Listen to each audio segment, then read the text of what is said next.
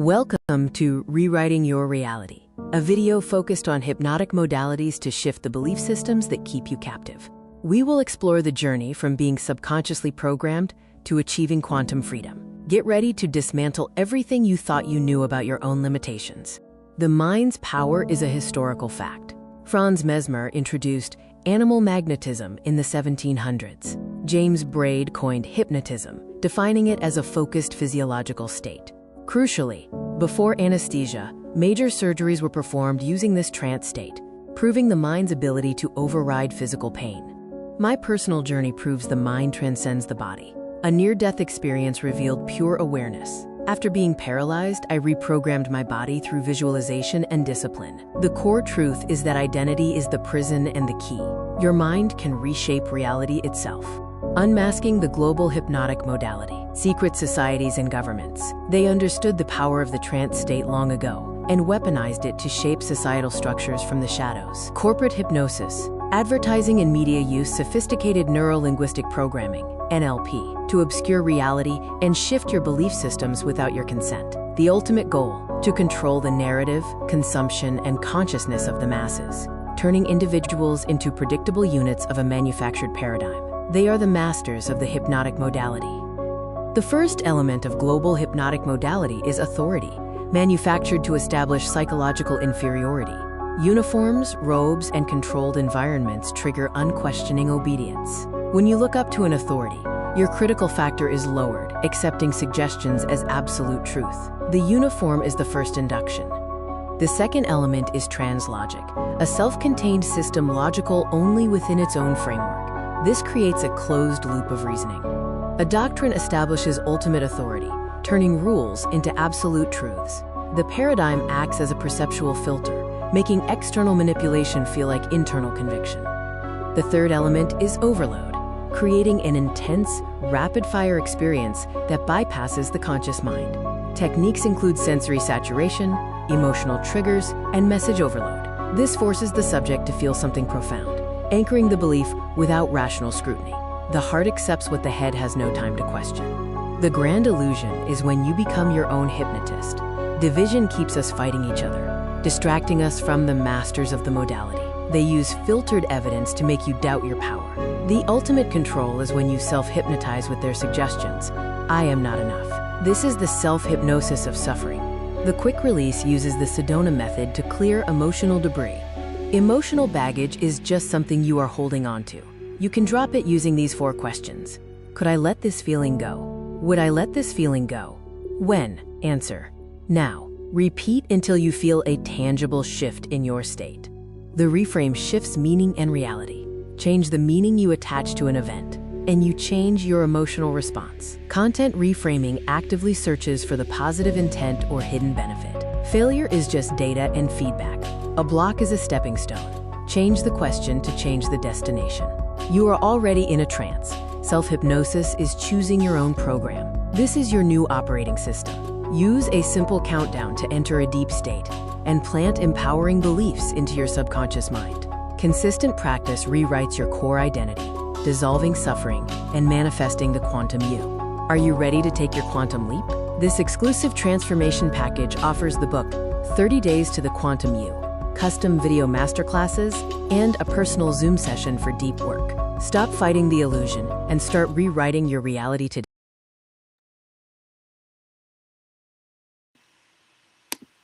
Greetings and salutations, and may this day be of service to you. Welcome to Beyond the Mind, where I'm not here to teach you, I'm just here to remind you. I hope everyone out there is having a wonderful, wonderful Friday, and I hope you guys have a wonderful and amazing plans ahead for the weekend. I myself will be doing some research and some studying, and I'll be attending some practicum style workshops to continue honing and crafting and enjoying my skills. So maybe if you like in the chat, you could put what you're going to be doing this weekend and what you hope to accomplish from it. Today, my good buddy Chef, unfortunately, is not able to join us. But Chef, if you're watching, we love you and we're thinking about you, brother. And for everyone else out there who may be watching and is watching or may just be tuning in, I was noticing something, or at least what my algorithm was feeding to me this particular the last couple days or so had been this situation with the Dr. Cheryl Bryant. And looking into that and seeing some of that led me to something very interesting. And I wanted to bring that today. Was on one hand, they're accusing her of not having the correct qualifications for the role that she's claiming. And on the other hand, you have those people that feel that what she's doing is of service and it's not important to them. So I was wondering, what did we learn from this situation with her? Did this situation with her bring more awareness to therapy? I really would like to know if people did it. If you saw this, did it, and if it was something you decided to follow and to get involved with, is it something that made you think about therapy, or maybe a therapy session you may have had or may wanted to have? You know, and I understand that she deals a lot uh, with dating, but she also deals with life in general. She seems to be trying to get to the root cause of a person's issue, make them aware of it, and then from there, uh, uh, I guess, offer them solutions to make those changes in their life. Now, what I'm curious about is, do people understand the importance of having a license, right? And why a license is important, and who does the license protect? Does it protect the therapist, or does it protect the patient? And I'm here to say it protects the client, the patient, the individual, right? It's a it's a board that oversees and makes sure that you're doing things within the HIPAA compliance, and you're not out here hurting anyone, that you aren't bringing or causing harm to anyone. So when you don't have a board that supervises that, it sort of leaves people open to do basically whatever they think may work, and it could hurt someone, and then you have no real liable ability to maybe sue them or to pursue any other legal uh, recourse. So it really had me thinking, you know, about her style. Like, do people maybe out there believe that this is how a therapist or life coach behave? Like, is you think is she setting a standard for how people may begin to believe these interactions are supposed to go? You know. So if you're out there, I would love to hear from you. If you would love to put your thoughts in the chat, I personally believe that there's a lot about a therapy that needs to be looked at. Not just really therapy, because I deal in avocational vocational, right? I'm not here to diagnose you and tell you you have narcissism or any of the other isms that could be contributed to somebody's behavior, right? I deal with the subconscious mind, the fact that we have behaviors because we've been conditioned. We have beliefs because we've had experiences that support those beliefs. And no matter how consciously you may think something to be different and ready to do something different, if the subconscious mind is still running off of that belief, it's not going to change. Right? And so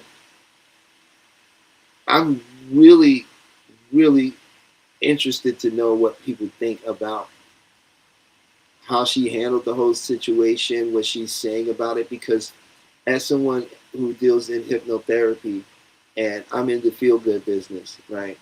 I'm gonna, if I deal with someone and I see that they are distributing certain signs, I'm gonna tell them that they need to, I'm gonna give them the help they need by sending them to the right help that's going to help them, right? Some things are outside of the scope. Hey, oh my goodness, I gotta clap it up right now, yo. Yo, this is my big sister, my blood family right here. Moya, what's good? What's good? It's so good. Oh wow, wow, wow. Yes, yes. Interesting having this conversation with you on camera because we always talk like this. You know, and the funny thing is, we were talking about this earlier. You know, Right. about that, and I would love for you to just give some of your take again on how you felt about what she's doing, how her whole approach is, and someone who's actually done counseling and been responsible for putting together programs. You know, your insight to it is very valuable, right? Because you've put programs together, you've mediated real, you know, you've dealt in the world of social work and behavior. So a lot of people that are, I feel, are chiming in don't have a lot of experience in that, you know. So it's really good to hear your opinion because of your background in that. So go ahead and do it. Talk to the people for me. No, it's interesting. I really didn't know too much about her until I started hearing these kind of clips, and I don't know. I felt I don't know the words to put together right now. Concerned, I guess I can say about her narratives that she keeps putting out, and they're not. I don't see them elevating black women or women. She talks about a lot of black women, so I'll say black women. I don't see her clips really elevating black women. Any the ones that I have seen have very demanding and finger pointing, kind of like you and you should and you haven't. And so I don't see her relevance in which I think she's just giving her more opinion rather than a clinical background of anything. I don't think as a clinician she's giving any evidence on what she's talking about, and a lot of times in social work field we work now on clinical evidence based practices, and she's not saying any really relevant evidence, I think, so this is just my opinion, right? And I'm on the fence about how I feel about her.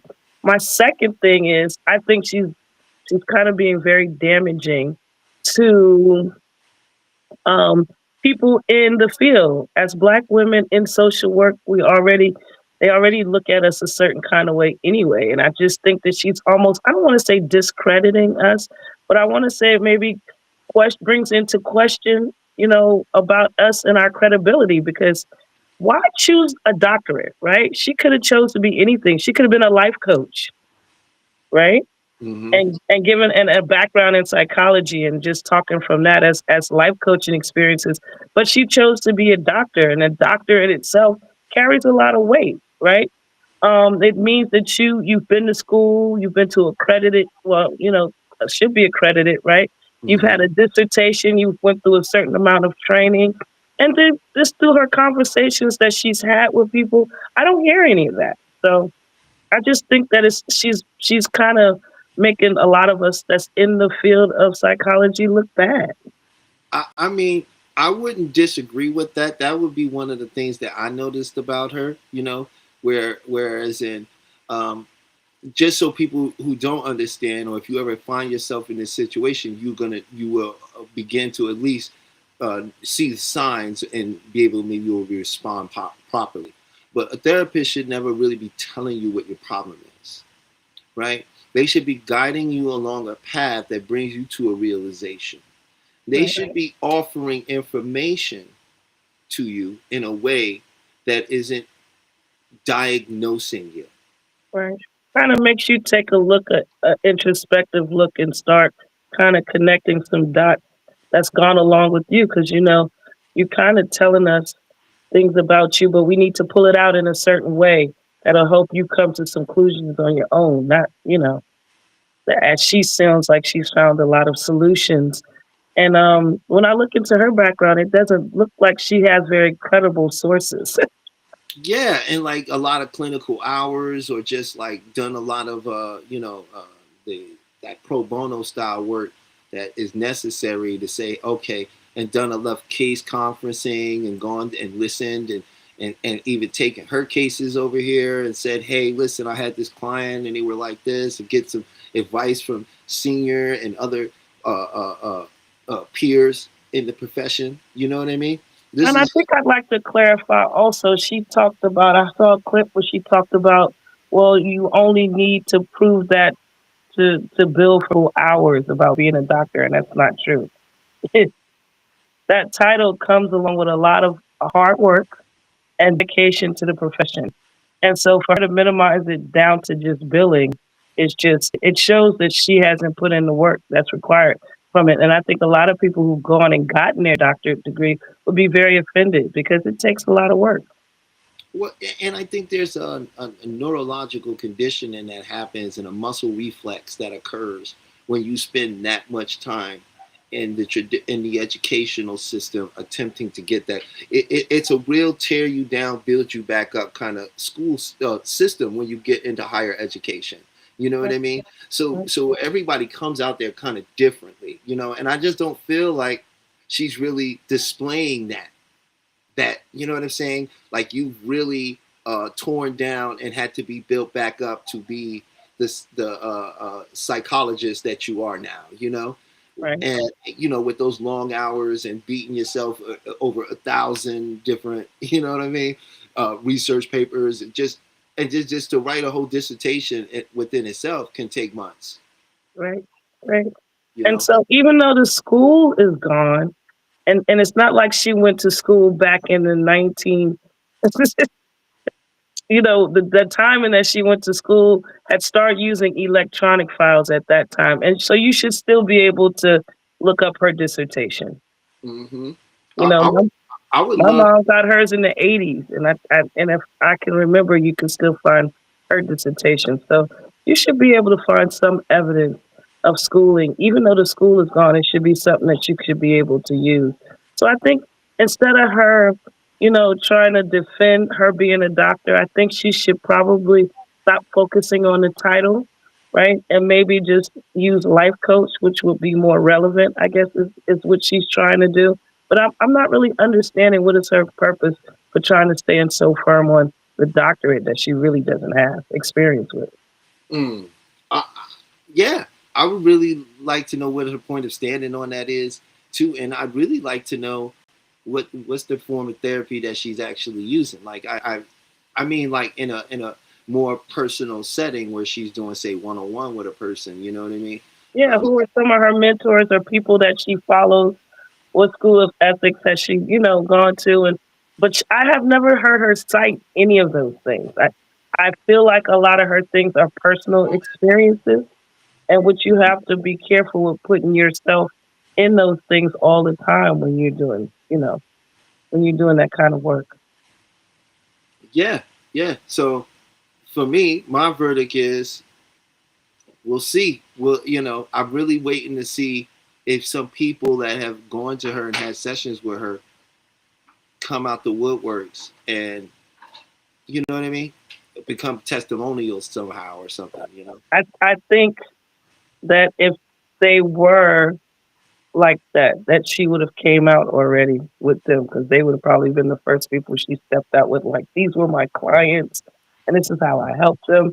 And I haven't seen any of those things. And quite frankly, if we go back and look into her history, I don't even know where she came from. I've never heard of her. Uh, then you say she came from like Real Housewives or something, Which is a scripted show. right? Which makes you wonder, who helped her get this How off. much credibility she had? She's not on the doctors that are on what's that Married to Medicine because they are professional doctors who are actually practicing, you know, have practices. She Mm-hmm. came off of Real Housewives of Atlanta. So for all we know, she could just be another character. When you put it like that, it's like maybe she is.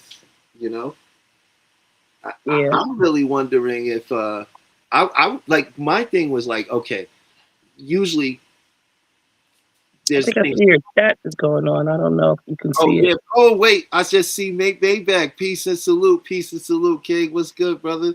It's good to see you in the chat. That's my sister right there, man. So big up my sis, man, for showing up for me, man. I appreciate that. You know, she's very knowledgeable. She has master's degree. She even taught at Fordham University. So Mhm. this is somebody that actually, did the schooling and everything and Yeah, understands. that's what kind of it's concerning because she could have chose masters, you know what I'm saying? But she chose doctor, the highest level. So I'm like, whoa. I personally think it's a form of of like authority, you know, and one-upsmanship. Mhm. When you say, oh well, I'm a doctor. I have doctor in psychology. It's like, oh, there's no questioning that person at that point. And at Listen, least in I your told mind, you I like, had the conversation with you before about this whole doctorate thing because now they're giving a lot of rappers and celebrities these honorary doctoral certificates, and I don't understand what's the purpose of it. And they're walking along or on the stage with people who actually went to school. But I mean, I think it's just a slap in the face just because somebody's a celebrity. That means they should get an honorary degree. Like, why? yeah, I should look that up. I'm not even sure what an honorary degree even means. If you know in the chat, I'll appreciate you, Bayback. Maybach said peace and prosperity to your sister. Um, no, I don't. I'm not 100% even sure what an honorary degree from a university even means. You know, I Yeah. knew, I knew somebody that had an honorary sheriff's badge. Like What does that mean?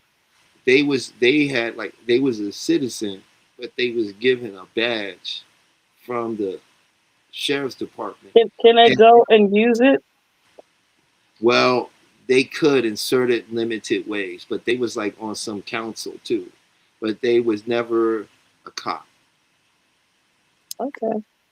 And that was somebody that was super rich though. They were super rich. They was as rich as these people you're talking about. Well, I say that because the last one I saw, this is me going into pop culture. I saw that and I'm on my computer. I'm going to look that up that you asked. But I saw that they gave Black China an honorary doctoral degree in uh,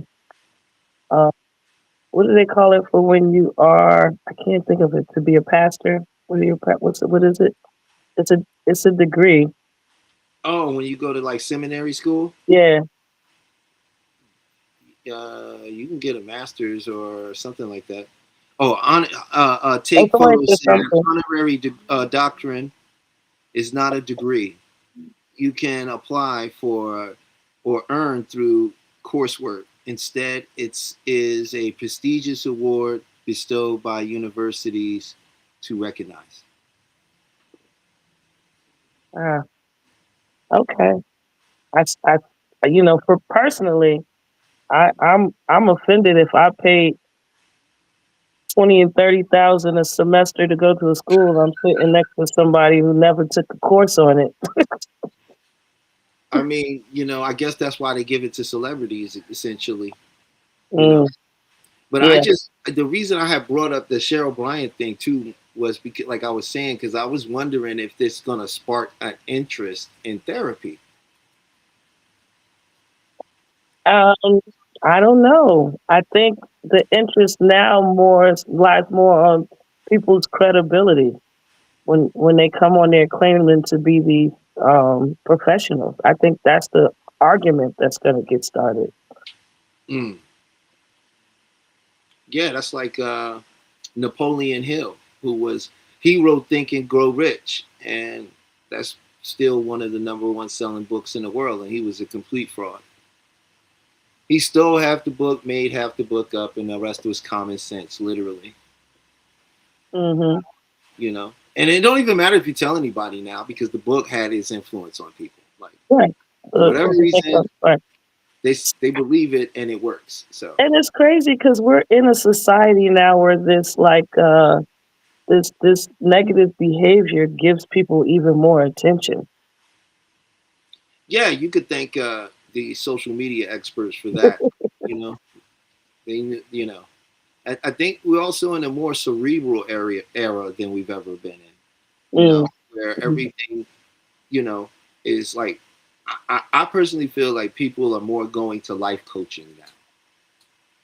Yes, I think so too. You know, because that concept of manifestation and the mind and stuff, I think it's been pitched to people very well. You know, and Yeah, so people they gravitate toward that more. yeah. Well, I think that's a more appropriate title because if you go, and when people go to you with a, and you say you're a doctor, I think they have certain expectations that come along with that title, right? And you wouldn't go to a medical doctor who didn't have credible sources of where he comes from. Usually, people like that end up going to jail if they practice being a doctor. Yeah, you wouldn't run down to a doctor in say somewhere deep in South America. Or even here, though, You know, those people we've seen the people who've claimed to be doctors who've gotten arrested because there's no credibility to what they're claiming. There haven't been no degrees or anything. but this is I've usually seen it long happen. after they've hurt somebody. Mm, yeah, I guess. I'm pretty sure there are cases where they got closed because they their credentials expired. Because they have to also go to additional training every so often. Mhm. You have to make up with so many credits a year by showing that you're continuing your education. And if they don't do that, they lose their credentials. Same Right? thing with lawyers, Yeah. right? So Hmm. I haven't even. I mean, even to defend that, I don't see her going to any conferences. She hasn't, brought up anything. She's just kind of been um, putting herself out there as this trailblazer, but it's going to eventually catch up to her. One thing about this internet, they gonna catch you when too many people feel like you're a fraud. Well, that's sort of like Dr. Phil. He wasn't all that. But he was a doctor, though. I didn't hear he wasn't. He might not have been the best, or maybe he didn't. But I didn't Yeah, hear he wasn't a doctor, that's true. right? So That's true. that's why I said sometimes it seems like in this day and age, negative information kind of gets you far because it grabs so many people's attention. Like I said, I really didn't know who she was until she got on there claiming to be a doctor. And I think people went to look at her background because, the things that she was saying, I think a lot of people just think was a bit left and it didn't sound like things or the way a doctor would speak. Yeah, I mean, most doctors are very happy to show you their degree. They pay enough for it Yeah, they worked very hard to have that piece of paper. and cursing you out. Hmm. I wonder how many, like, because she's claiming to be a doctor of psychology, from what I understand. I don't know how many of them curse you out.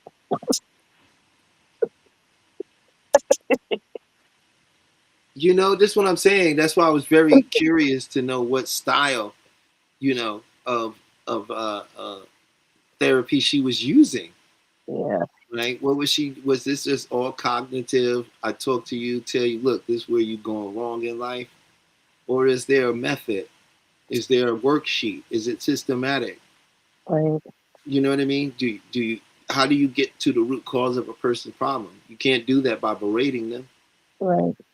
And it's unfortunate because, I mean, in this day and age, it's good that people of color have decided to try therapy. More people are open to it, because it's always been kind of like a stigma attached to therapy that we don't usually utilize.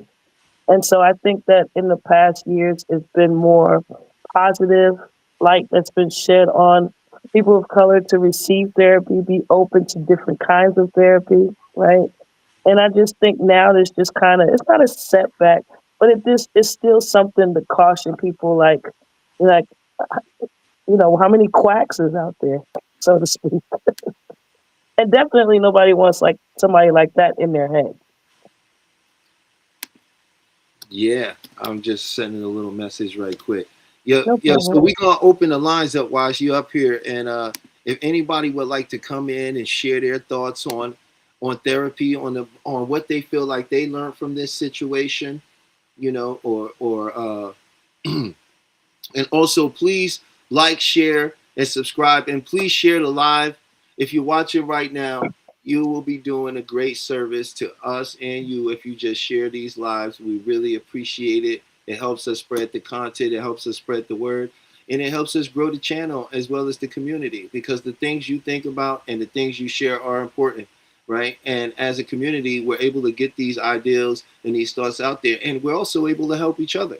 Hopefully, in the chat, you guys either know each other or maybe you could make a new friend. So, this is all about growth and development. So, please like, share, and subscribe, and please share the live. But also, we're going to put the link down too. So, if you want to come up and talk about this with us, love to hear from you. Love to get some of your insights and your thoughts about it. Because, quite frankly, we find it very interesting. I find it very interesting because, once again, I feel that in the media front, there's a little bit of a bias toward black women, right? And once again, we have this black woman who looks very powerful. She's very beautiful, right? We can tell she can speak better than what she's presenting, and when she needs to, she does, right? But once again, here we have her. Is she a fraud? Is she not a fraud? There's this big attack, and quite frankly, from my experience is it gets turned into this black woman thing. Yeah. You know what I mean? And there's that stigma there. And I'd like to discuss it. I like to dive a little bit into it because it affects how we look at therapy, right? And if she had a good, if she was as credible as she is, she should have a PR person who would have been told her stop doing all these interviews on all these shows and put out a statement. If she had a good PR person. Yeah, because every show I've seen her defending this, she's very agitated. You know, so Well, this once again, it makes me wonder how much. I'm not going to say she didn't study psychology, right? But we both have studied psychology. We both have an understanding of idiomotor responses, right? And how the body, like we know, you can look at somebody and you can tell if they are confident. If you can tell if their body posture is standoffish, you can tell if they're nervous. When you study these things and you get involved in that, you learn about that, right? So as someone who understands that, that seems to be one of the things you would be more conscious of. right. If you're standing there, you would be like, wait, I don't want to appear. I know that when I close myself off, it gives the appearance of defensiveness. This psychology 101. Yeah, that's basic. That's why I say, and she's at a doctoral level. She should be talking to people about how not to feel like that, or maybe channeling more energy on to other things about asking why they so fixed on it. Is there something in some way she presents? But I don't know. But I'm still learning about her. I didn't really know who she was. Because a couple of times I saw her, I just was like, I I wonder where are the black women that are more like the Maya Angelou's, right? Like the people who try to say things that are positive. We can uplift each other for towards change. Like, haven't we been demeaned and beat up enough? Like, I don't need you to get on here and tongue lash me any more than I've already been. Well, yeah, I agree. I feel like, see, this brings me into like this diaspora of the see life coaching and therapy is just, I'm going to say some of the things that these guys say, but you can't hold me responsible for it because I'm not certified. This is just one man's life experience. And I'm going to offer that experience to you. That's the extreme difference in a life coach. Right. You know what I'm saying? So it's like, if she could have came more from that perspective to me, it would have been a lot better for her than to come from the perspective of someone who who say knows the DMS-5, right? And it's somehow, well studied, and that's always every year or so that they change that, they add to it. One of the things they recently add to it might blow your minds, guys, but they've called this a mental condition, nicotine. Mm-hmm. You know what I'm saying? So what the expansion of what has been considered a mental illness has grown greatly. Yeah. You know what I mean? So I feel like at some point it's like, where is the line, right? When it comes to the life coaching and therapy and stuff like that, and and what she's doing, in my opinion, is a bad look on all the people that actually are certified and have the clinical hours and they're out there doing the good work for real. Yeah. It's like she coasted off their name and their authority. Yeah, that's why I was wondering why she choose to use doctorate instead of just saying a life coach. They got a lot of really good life coaches out there. They're not claiming to have their doctorate in something. And it sounds like her topics are more life coach in topics, right? So yeah, I don't know. I consider Listen, a there's a lot of lot of people new bullying. things. Gambling is also in the DSM-5, which was Oh, never in there before. gambling is in the D. That's right. It's a mental disorder at this point, and it can get into what is that? Borderline behavioral disorders, Yeah, you know. And so when you start telling somebody about themselves, that's a that's a pretty big assumption without a large set of data, right? And if you don't listen, right, if you don't really listen to what a person is saying to you and understand how to ask the right questions, right, you're never really going to get to the root cause of a problem. yeah. I don't. I just think she's just defensive as she is. I don't think you're ever going to get to the root of the problem because I think she's. Mm-hmm. Sorry about that. No, They you scared good. me. The way they start barking and running, I thought somebody was here. Yeah, no, you good. I'm just doing this real quick, sending this out to somebody, and getting back into our, because this is a great topic in my opinion. Peach is opening up the lines for people to join in if they want to, and participate in this Just good conversation. to hear about somebody else's opinion. This is just my opinion. This is nothing more than that. I'm not diagnosing her or anybody else. I just think it's very strange, that she would choose that. So I'll be interested in seeing how this unfolds. I never want to see a black woman fall like that if she really doesn't have it.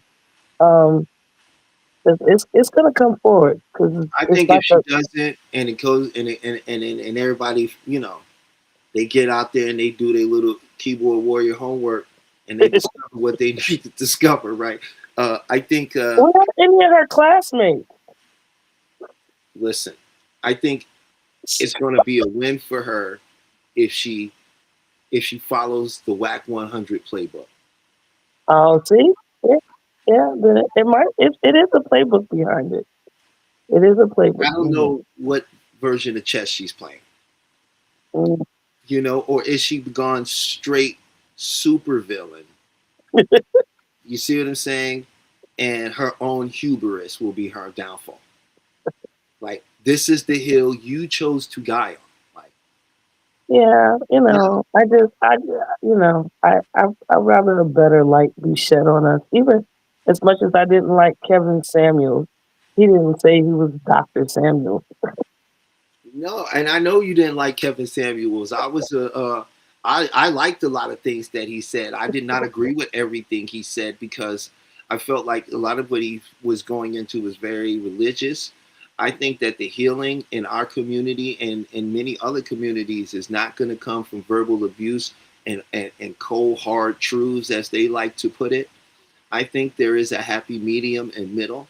I Yeah, think yeah, that most people who are unhappy don't really truly desire to be unhappy. They just don't see a way out of it, right? right. And you can use that type of shock and awe to get a person to drop their critical mind and then give them your suggestion and they accept it, you know. But for the most part, I think when you speak to people a certain way and you have rapport with them and see where they how they got where they are and understand how real it is for them and how true it is for them, right? Then you can assist. Then you can offer solutions and give guidance that they will actually follow and use, right? Mhm. But Yeah, all of it stems from trauma, right, and so you don't take a traumatized person and just re-traumatize them to make them healthy. right, right. You see Yeah, what I'm saying? And even when it comes to Kevin Samuels, where are all the men that he actually helped on a personal call outside of the ones we heard going online saying, I spoke with Kevin Samuels, my life was like this, and now look at my beautiful wife, my home, my car, my kids. It all worked just like Kevin said.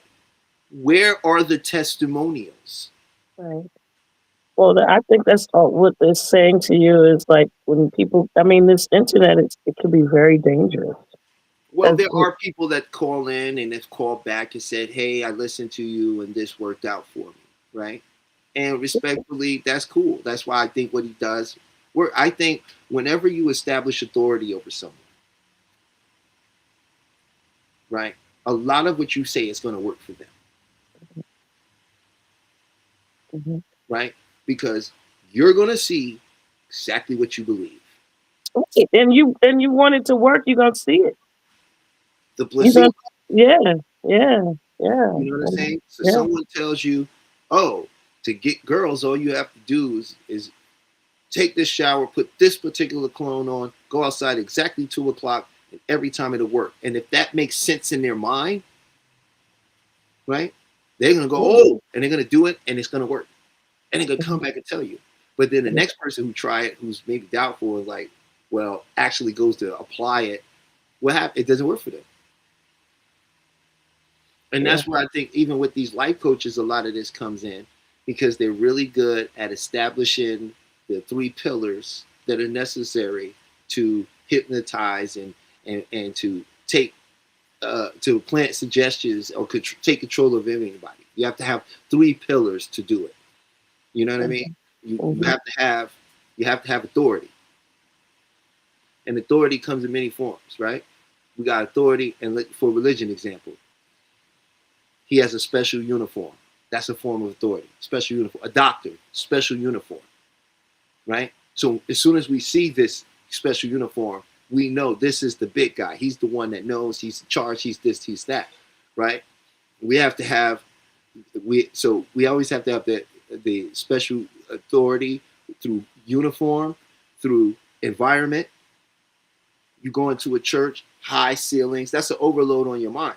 You know right. what I mean? Okay, right. Yeah, yeah. Bright windows, right? With various colors coming through. So it's a kaleidoscope of colors flashing in on you, and hard wooden benches that you sit on. There's a stage and a pew, and there's this room in the back that says "Do not enter." And Right. you, oh, okay. There's a lot going on here. That's authority. So when he comes out to speak, you listen. The second thing that you have to have is called a paradigm, right? Or and that paradigm has to have three pieces. It has to Mhm, have a doctrine, right? Like the mhm, Bible, like the DSM-5, and it has to has a translogic, and the paradigm has to be how you sell it, right? And then the third pillar is the overload. You have to make them feel something. You have to give them an experience. Well, isn't all of that a part of the placebo effect? Well, it's why you can use something. It's why I can't just give a person a random dude. Here's a sugar pill. It's gonna change. Here's this pill. But It's a you, but magic pill. but some people do. That's the way they feel about some medications. They've shown that that's true. If a Right. person And really believes it, but he ain't. It ain't gonna happen if a homeless man gave him the pill. right? But he has everything. That's all the characteristics you talked about, right? It's a Hmm. person that's authority. They Hmm. speak like they know what they're doing, Hmm. Hmm. right? And you have to have it's mostly you because you have this faith that you feel like it's going to work. Well, they're gonna give you a feeling. They have to deliver an experience for you to buy it. Right, So right. Right. usually in that instance, they may show you if we talking about the pill thing, right? You at the doctor, they're gonna show you a little video, right?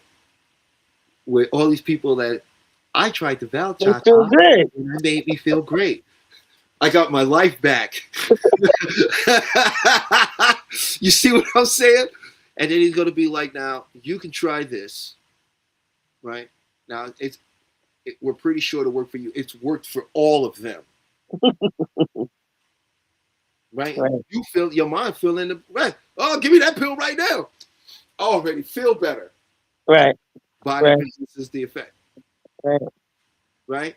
But you could see that in everything, and I feel like she used those, right? Mm, What fell apart was her translogic, right? The story she gave, and translogic is any story or information that falls apart at the slightest bit of scrutiny. yeah, that's where she fell apart. Right? And so what fell apart? Her whole authority, her whole. If you don't Yeah, have all three, you lose anyone, you lose control. right, right, right, right, right, right, right. So I thought that was, Yeah, yeah. oh man, You're gonna make me go deep. Now you're gonna make me go down the rabbit hole and start looking because I tell you, I just got to look at her background. Like, where did she come from? Because I feel like I've really never heard of her before. I never heard of her,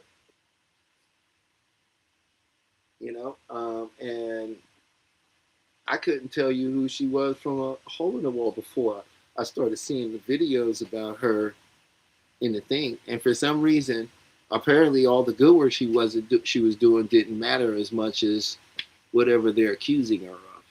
Oh, really? Okay. Yeah, because I didn't really know about her.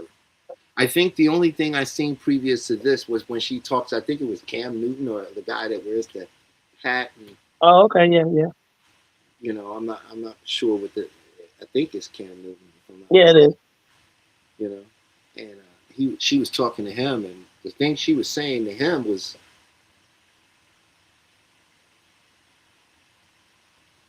Yeah. I it think was wrong. she was Some of the talking things about she him said. having so many children with so many different women and about it being damaging to the women that he's done it to. Something like that. You know. And And and and and that's because he was making the argument that he had all these children from different women, and he took care of all the children that he had from these women, right. and that they were good and they were taken care of. And her whole point was that he was creating functional broken homes, Mm, essentially. mm, We're normalizing the father going in and out mm. and not being there for the child's full development by living in the house. Oh, okay. Okay. Yeah. I Yeah. didn't disagree with that. I know, but it sounds like a life coach. Right. You know what I disagree with? I disagree with what she was calling the root cause. I disagree with how she got to her diagnoses, which she Right. really shouldn't be doing like that. Right. Right. You know what I And mean? I mean, where did she get this from? Has she sat and talked to the mothers of kids? Have their behaviors displayed anything? Like, where is she basing this on? Or is just a Does personal he have opinion? a large family support system? Is there a positive secondary role in the child's life? Right. Outside Right. of the primary, I mean, he's not there, the uncle or her brother or somebody that's always around, Right. and a Right. male figure in that child's life on a more consistent basis. Does this Right. exist, and is it positive? Like Because she there's this doesn't stuff know that just comes because out, he got a. comes out, Yeah. Yeah. because he could be in the house and it could not be a good thing. Right. Right. Right. Absolutely.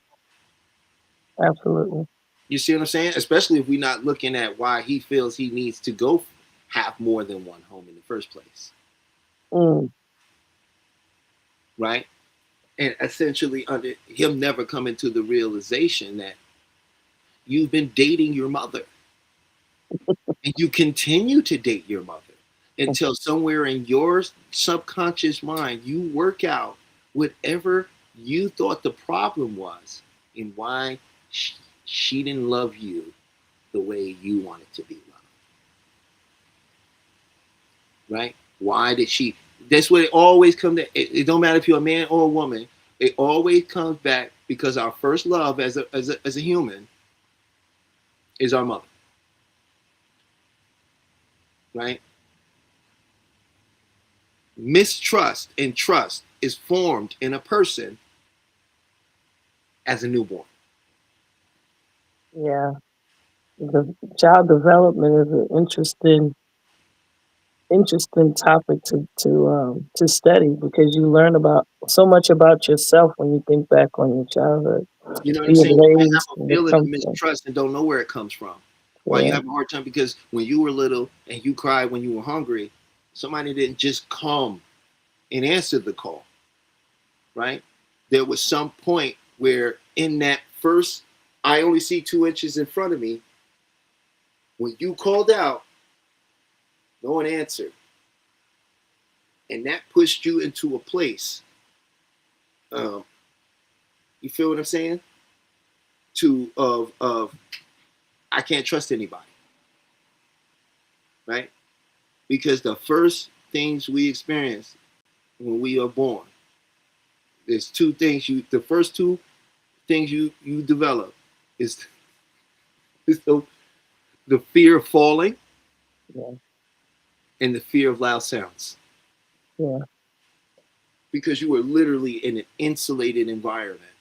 And then Mhm. all of a sudden, what happened? The water broke, right? You fall downward. Mhm.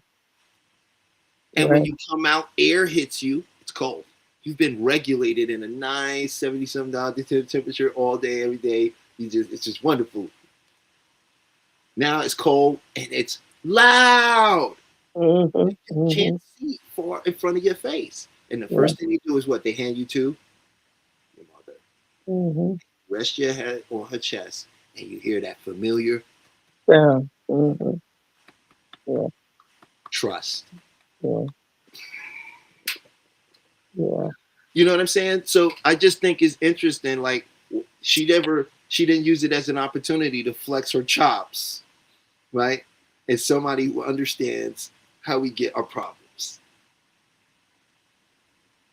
right? And maybe make him, oh wow, and bring him back. It was very directed to, you have developed this habit of being a dog, Right. and you're Right. destroying black families, you're creating broken black families. You know what I Mhm. mean? And I don't think that's therapy. Yeah. Well, it's accusatory. You know, Yeah. but I was trying. I had somebody that wanted to come on. I was trying to send them uh, uh, the link. What happened? If you see me looking over at all weird. Oh wait, they there. Oh, okay. They backstage. You're gonna like this one. You could bring them in, Peach. You could bring them in.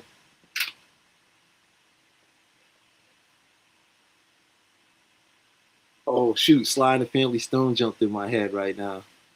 Hey, I want to just put in a comment if you've ever had those moments where songs randomly popped into your head, but it's from the old school.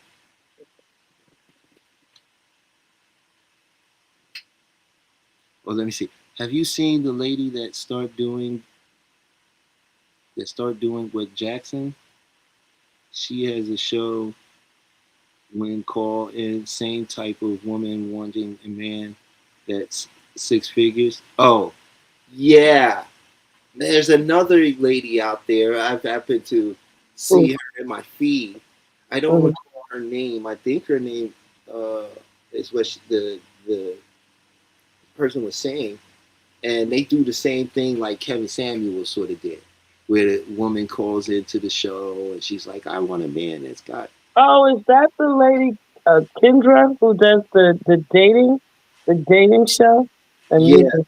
hey Peach, we got Yeah, somebody backstage too. So yeah, I think it's the dating show. yeah. No, I Oh looked like somebody was coming on. yeah, that's them. Oh, hey, TKJ. Come on, Hello? you know who Hello? that is? No. Hello? Hello. Oh, Yeah, now I know who can it you hear is. me? Yes, we hear you. Oh, okay. I was on my phone. I was trying to get the link to on my computer so I could actually like use my camera with it. And so If y'all don't know, that's my son right there. I don't think they knew. Yeah, they didn't know. He got the camera. I love it though. He's mysterious just like his dad. So I for me, see. I I see. wasn't anytime I Oh, trying look, to have be. a I was trying to get my camera. We're dang. actually So you, wearing a similar outfit. Uh I thought it was interesting. And this is the first time I'm seeing you today. oh I yeah, normally you know don't how wear we do. my like white dress button up shirts, and I didn't know you were streaming today too. So when I saw this, I was like, oh, I guess I wore the right outfit. well, listen, I don't have the same outfit on, but I think we got the same colors. We got the same color scheme going. Nobody knew what nobody was wearing when they got dressed today. Hello, That's called family connection. That's So, hey, funny. Khalid, did you hear about this, hello. Doctor? Hello. Let's see if his phone is still working. Can you hear me? The same outfit on, but I think we got the same colors. Oh, Hello. you gotta cut your you gotta cut off your YouTube. You gotta turn it off. Uh-oh. I I think we think lost them. nah, he was double streaming by accident. You know where you have one open when you're doing the thing. So it was like he was listening while he was on the thing. So Gotcha. Gotcha. come on back when you get back in here, man. So I think that is if it's the same person, I think it's that lady named Kendra, and she's another one, but at least she's not claiming to be a doctor. She's just like a, I guess I don't I don't know so much is it about her or the people that call in that's looking for these expectations, and it doesn't. What they say, the math isn't mathing. Yeah, I mean, okay. Uh, I think that it's a very materialistic approach. Mm, You know what I'm saying? It's very like no, you can't have this person because this, that, and the third, right? And there's this wanting them to sort of accept this reality, right? And it seems that listen, by the stats, right? You have missed that window, or by the stats, you don't qualify for that, or what have you. You know? yeah, I mean, it's not that you can't meet a six-figure man. You don't know if he might be, but I think it's also just in like presentation so much rather than a request for this desire. It's just like how are you presenting yourself, right? I mean, I don't think too many people go out there to just give away their money, but how are you presenting yourself to even to bring yourself to a level of that, right? Because there's a lot of people sought after a person of that, character Mm-mm. or status, so to speak. Oh, so what are you bringing to the table that's going to make you even desired by somebody like that, right? Mm-hmm. Well, I think they feel like because they're them, you know. Okay. But I just would like to say, well, what has that done for you so far?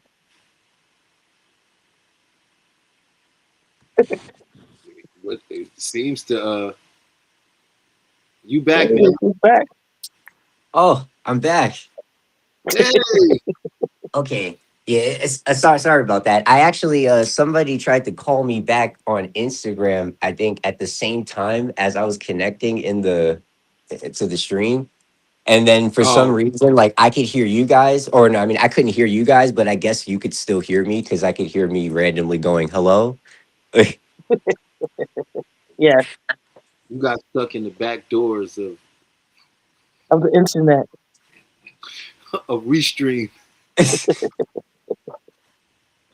You was in the back doors. Oh, SCP 10. I get it. Wait, it just took a second. SPC 10, man. Listen, did you hear about this Dr. Cheryl Bryant situation with the lady? I'm just curious. If not, we gonna move on. I didn't. I was actually just looking it up when I was listening it to you guys talk about it. This is my Hmm. first time hearing anything about it. I have no idea who she is. Yeah, Did you see it? Did you he see is. it? That doesn't come up on his algorithm. Yeah, I can see why not. Somebody's wrote. I can't see it. My screen is so tiny. It says doctors go with nurses, police, and lawyers because they But are all in similar groups. You have to absolutely, be in those groups to even meet those type of men.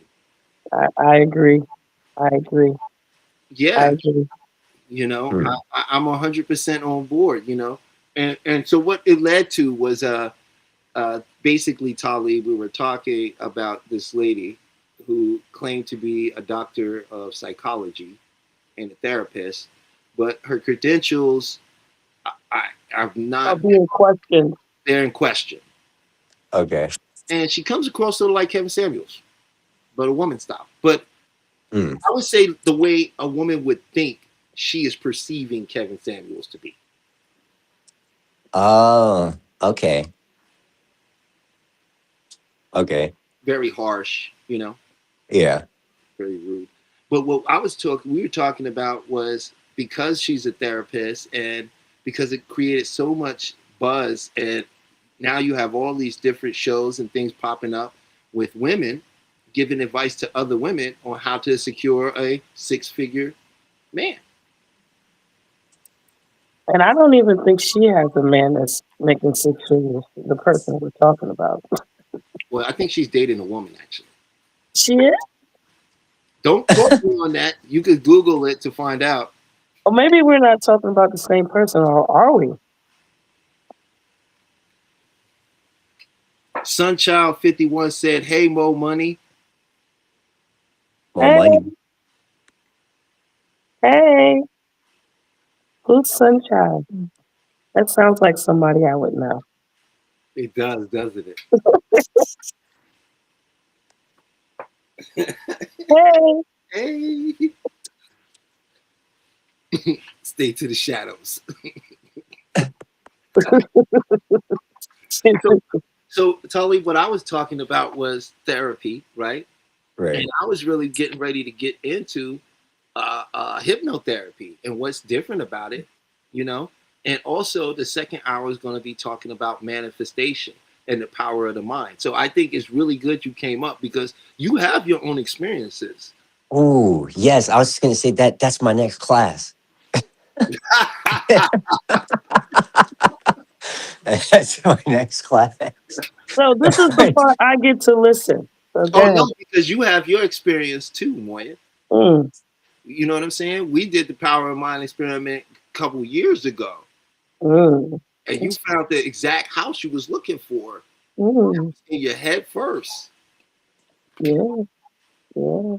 You know, and everybody on this call, on this live right now, actively practice some form of meditation and mental well being.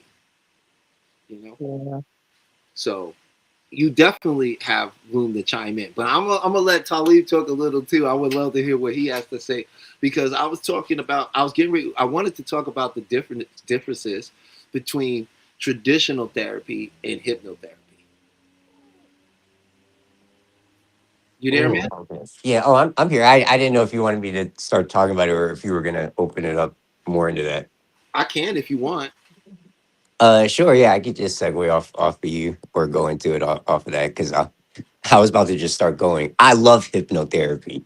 I feel like, in my personal opinion, that's actually what most people are expecting to get when they go to therapy. Um,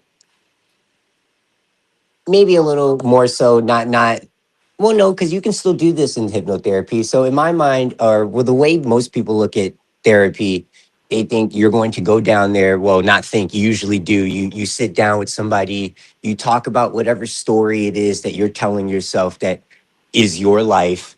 It could not be happening now, it could be something that happened to you 15 years ago, whatever it is that's you feel like you're holding on to or you got to work through, and you sit down and you relive it and you talk about it and you have these emotional experiences attached to them because you're reliving the experiences, and then you just keep doing that and over until you feel like you've gotten over your problem, which is how I looked at regular conventional therapy before. Hypnotherapy, I feel, is what more people actually would be comfortable doing or open to, because it's everything therapy is without requiring you to sit there and talk about what or reliving your experiences and just listing down everything that's ever happened to you. You can do that if something's on your mind. If you want to talk at first, you can. But a lot of what hypnotherapy is, it's a lot of modalities that allow you to actually talk to that inner self, that inner voice inside of you, that's actually running these programs and beliefs that you're still operating off of, but not at a conscious level. So all it does is it gives the power back to you. In my mind, it the hypnotherapist isn't curing you. They're not fixing anything in you. All they're doing is being there and asking you for permission to allow you to let them to work with your mind to help you build new beliefs and positive suggestions in your life that will serve you in a better way, not just sitting there and going over something and just reliving certain moments in your life and still feeling like you're experiencing it, though, if that made sense. That's super power. Hey man, bravo, bravo. I agree 100%. I think I'm not against therapy. You know, I think there's some very good uses to cognitive behavioral therapy. I think there's like when I do the cognitive thing, I like the Paris window. I like doing things now like with the Sedona method, which is very cognitive. You don't have to go to sleep or any of that, you know. But I find like with regular therapy, it can work because over time you get to work things out, but it's a process that could be very slow, very painful, right? Because you're Right. dealing with it still on a very conscious level, right? And with hypnotherapy, we can go right to the issue in your mind, in a state when you are most receptive to accepting those suggestions. Most importantly, you get to bypass your critical mind. That makes the mind that says, "Oh no, this is who we are. This is the stuff we like." There's a reason you just won't change. There's a reason your name is not. Somebody can't just come along and tell you your name is not your name. It's because you have a critical mind that protects everything in that subconscious mind. That's the belief of who you are. And who are you? You're just a set of reactions and experiences that you've repeated over time, and you've accepted that as who you are. Like when you can able to take a moment and step outside of that, the belief of that's who I am, you begin to see from a different perspective. And when you can change your perspective, then you can change what's happening and what you think is happening. It's called reframing, and that's one of the beautiful things about when you're dealing with hypnotherapy. It's a lot of reframing and disassociating, right? You have a close association to your problems, right? And so you neurologically respond to them because there's a lot of emotion, right? But when we can disassociate you from what you're feeling right now and bring it back here, and then just get it right out the frame, and now it's just gone, and then we just anchor it being gone, and guess what? Now it's gone. The mind don't know what's real and fake. And the beautiful thing about it is your mind works in images and symbols, Right. right? And hypnosis directly works with imagery and symbols. So it's a powerful way to make substantial changes in a shorter duration without the painful, agonizing feeling of having to relive everything without feeling you have control about what you're feeling. Because all those feelings you feel, it's just a program. You don't have any connection to it because your conscious mind doesn't need it. It doesn't require it for you to have a conscious experience, right? And the only way we get that mind to drop is when we go to sleep, when we rest, when our bodies get in a deep. You can't heal yourself if you don't go to sleep. You can take all the medicine you want. That medicine ain't really gonna kick in until you go to sleep and your body can do what it does because it's relaxed and it feels safe enough to do what it does. And a lot of our issues and mental problems coming from the fact we don't feel safe. We're either thinking about what's going to happen to us or we're thinking about what has happened to us. So a lot of our bodies do not feel safe. And that's a contradiction. If in your head you're saying everything's good, life is good, I'm going to be better, I'm going to be rich, all this is going to happen, but your body is saying, we poor, I don't know where the next meal is coming from. It's a contradiction. And hypnotherapy allows you to take both of those minds and give them the same goal. And that's why I think it's better. Not better, but I think as you're going to see, you're going to find a lot more people are going to start going to hypnotherapists. It's a reason it's been around for as long as it has. And a little fun fact, before there was anesthesia, they used hypnosis. Mm, interesting. You know what I mean? Because what you call pain is a what? Condition what? Response. Mhm. If I tell them, Right. if you could communicate to yourself that that signal is actually you on a beach, would it hurt? I don't know. I No, don't want to try it either. no, no. I'm not asking anybody to go. This is not this is not jackass, right? I'm not asking anybody to hypnotize themselves and then drill a hole in their forehead, see if they feel it. I understand. I understand. I'm just saying that that's how powerful the mind is. It's Yeah. extremely powerful, right? And you know it because your heart is beating, you're regulating blood flow right now, you're regulating body temperature, You're breathing, you don't even have to think about it. you're breathing, but even more internal things like you're making new cells right now. Cells are dying, new cells are being born right Mm, in this moment, but you are unconscious of any of it, right. right? So the mind is super powerful, Mm-hmm. right? And when you understand what brings things into existence of what you call your reality, then you can utilize that better to create your reality. And it's really just a byproduct of our mind, you know? What you think, Talib? About sorry, I was checking Ren stitches really quick. About your the last thing you just said or Overall, overall? Oh no, overall I completely agree with that. I mean, I feel like this whole topic of hypnotherapy and just starting this journey and even going to learn this for myself has completely changed my life. Like just the beginning process of this, I feel like when I started my sessions now, I've gotten through certain things that I felt were holding me back, certain beliefs or statements I said to myself that I genuinely felt like I could never actually get through, or that was just something wrong with me. Uh, I didn't find any of those answers, or well, I didn't realize I already had those answers until I started going through hypnotherapy. So I love this. Yeah, and yeah, that's hypnotherapy is great.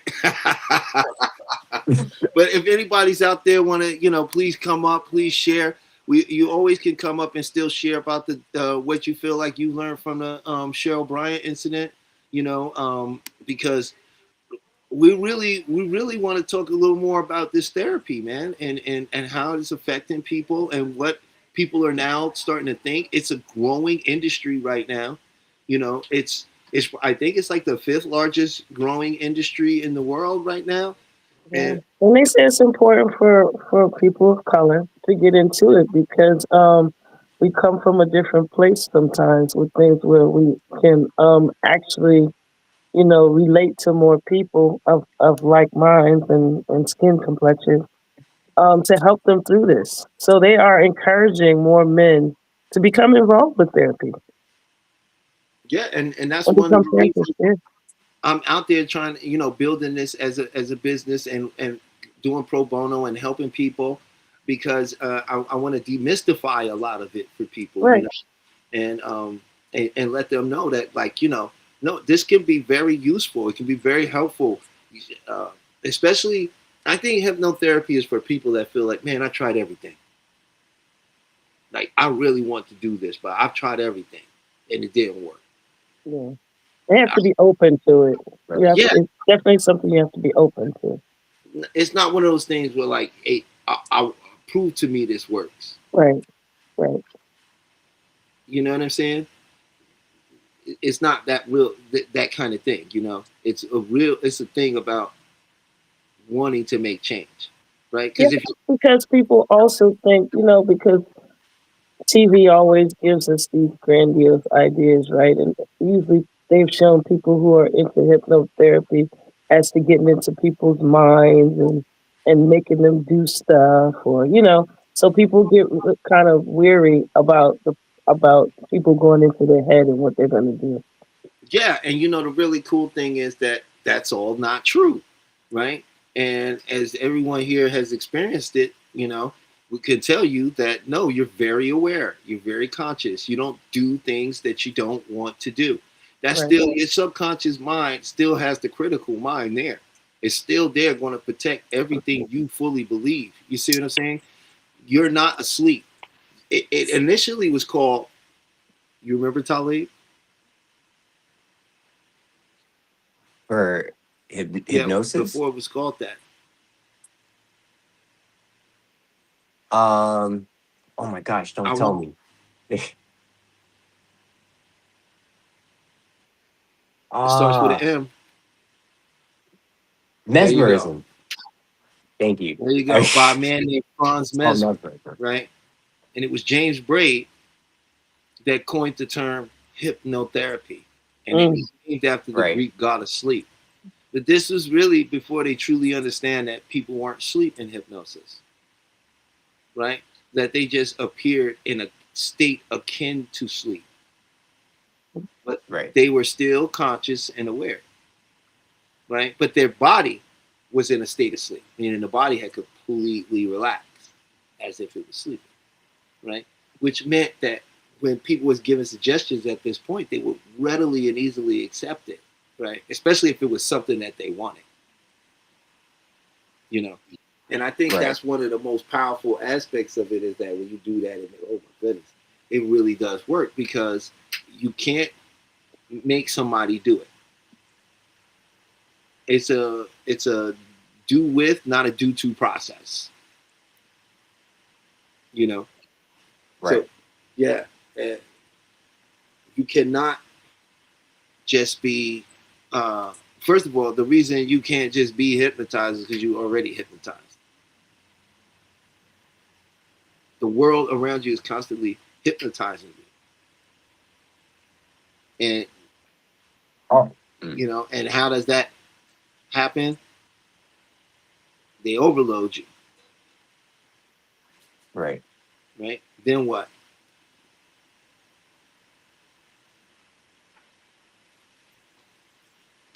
Go ahead, Tully.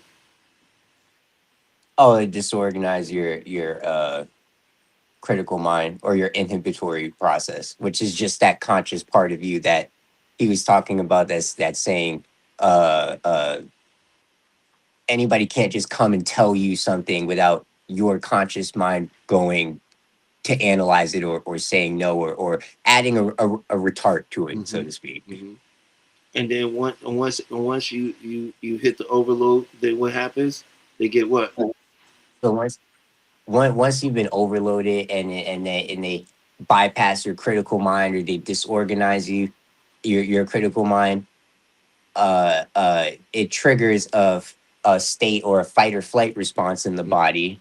Which anytime that happens, if you start to study hypnotherapy, you'll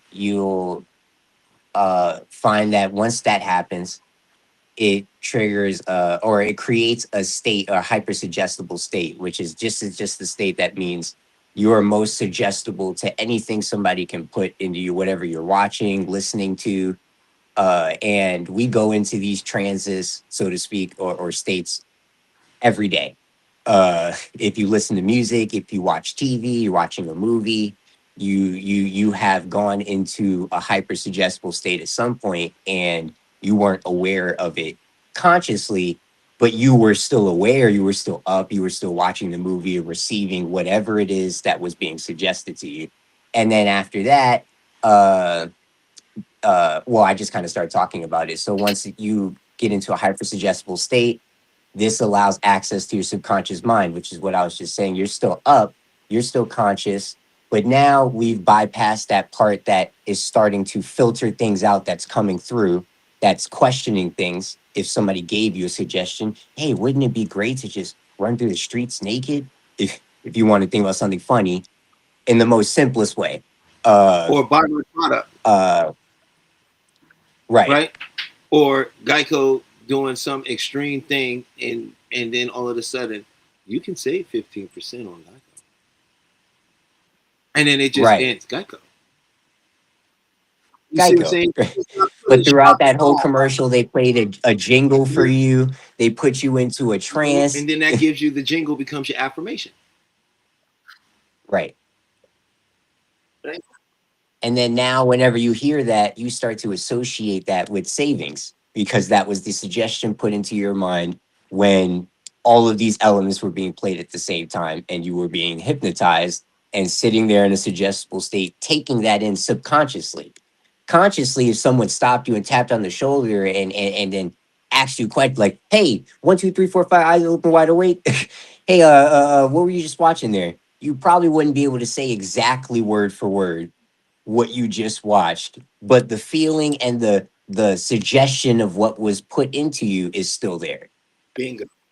And that's the whole point of hypnotherapy when you start taking that idea and realizing, hey, I can bypass my that part of my mind that's going, I don't know, well, I have this problem and this is where this came from, and you start to analyze things.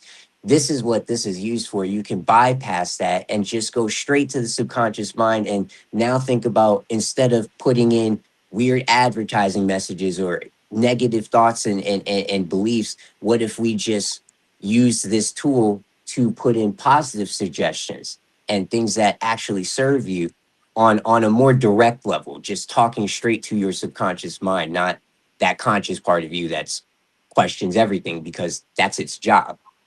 I know for me personally, for a long time, I would think there was something wrong with me. Like, why does that part always keep coming in? I consciously know that this is not serving me, but I'm still doing it and entertaining it. Mm-hmm. That's its job.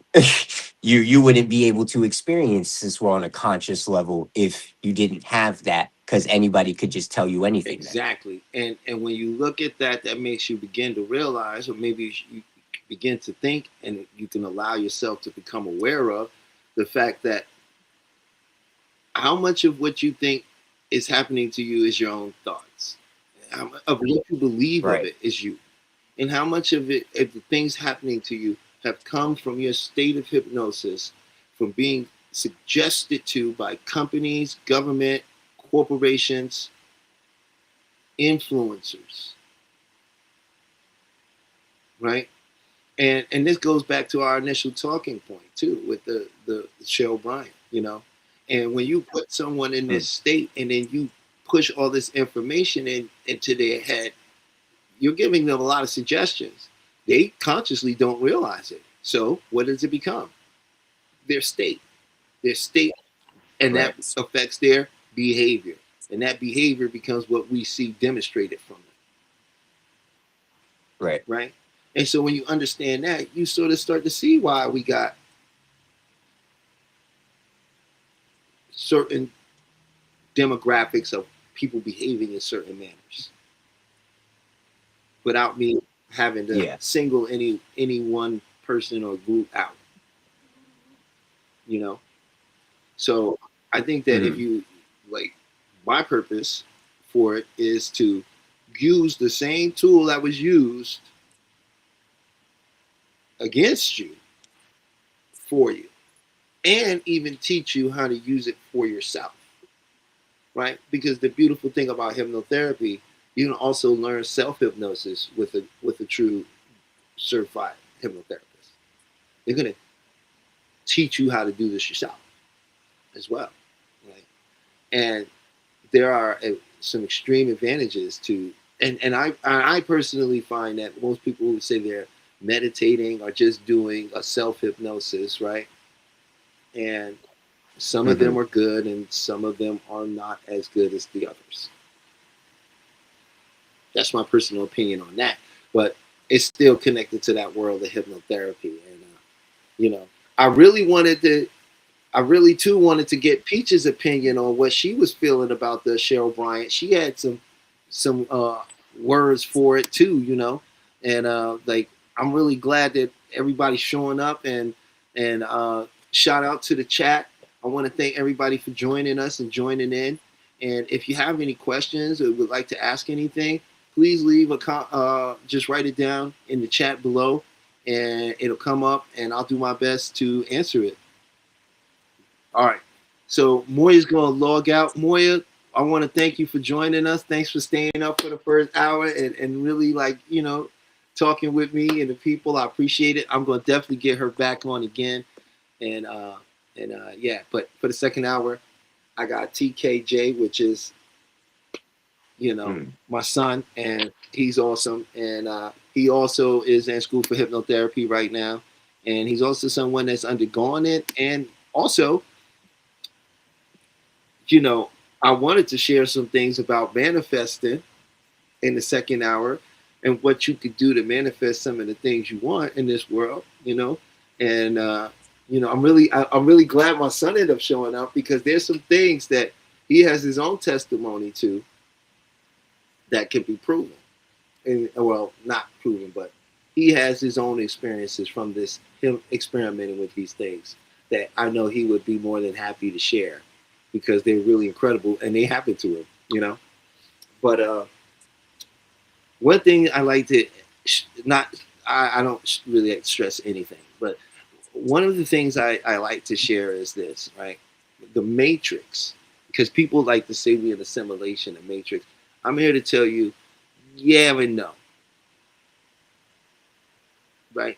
The matrix is an assimilation of code, right? It is consciousness expressing itself through stories. Mm. The matrix is stories. Now, you have not been in control of writing your story because you didn't even know you were. But the matrix is stories. Now, how do we, how do I know this? One is I will give you a testable thing you could do to just show you how powerful this is in your mind. And you can read Transurfing if you like to look into that. That's one. And two is nobody can go back to the beginning of time and show you nothing.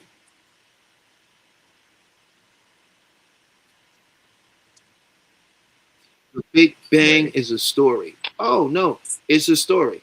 They took data from something they observed that they gave it a name, which means it comes from the mind. It's them observing something, right? Mm. But there is nothing there. No one can go there to that point. No one can actually give you this there and say, look, you see that?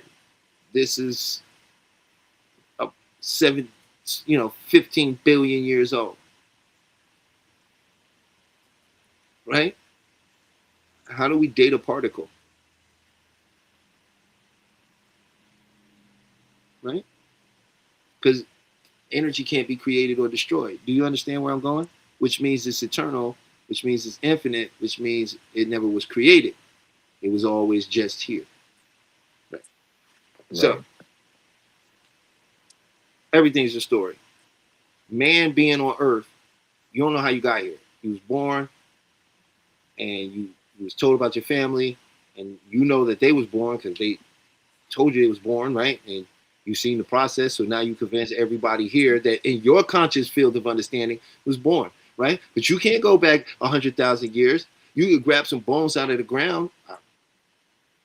What? You understand what I'm saying? It's all a story. Right. These stories become reality because we see how perception, through you studying and learning hypnotherapy, of learning the NLP and psychology, you understand now that your perception is really just a distortion. You're not even really living in reality.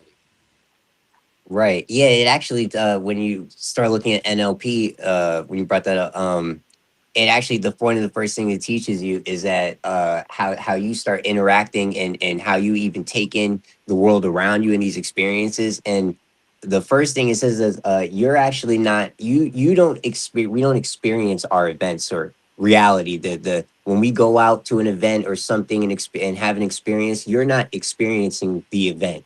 You're experiencing the perception in your mind of the event. So you're never actually living and experiencing something 100% to what the event was. Just that's what happened. Even when you go down to your memory and thinking about things, and you just went outside, you went to the bar, you had a nice time, and you came back, and then you started thinking about whatever had happened that night.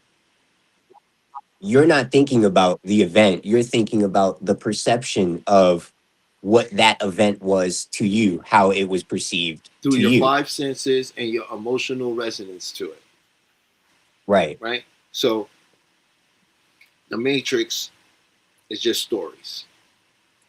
From the Big Bang to man being on a planet to 100 million years ago, the Galactic Federation set up camp.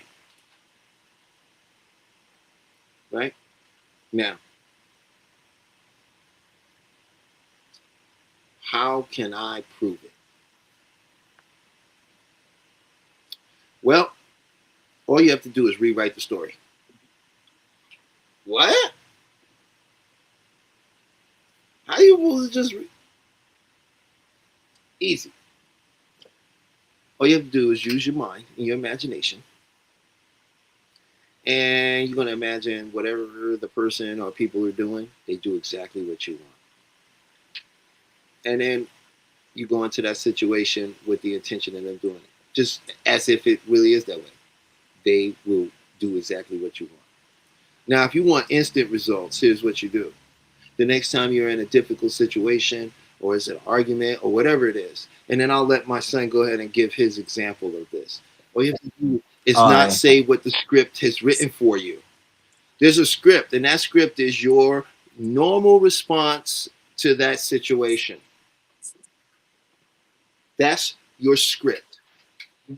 Now, you can break the script by doing something as simply as going, good googly moogly. You can literally just look down and say, sometimes it dawns on me that all humans have toes. Really? All you have to do is not do what the script asks. You don't have to say a lot of words. You don't have to make a lot of action. You just need to divert from the script.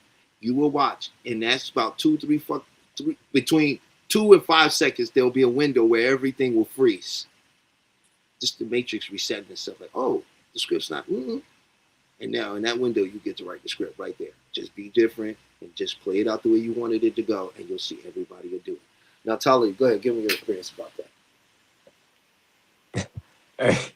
Yeah, I figured the okay. The first time he shared this with me. And I've always been a strong believer, and my dad does this in a specific. He did this with me this way because he knows how I am.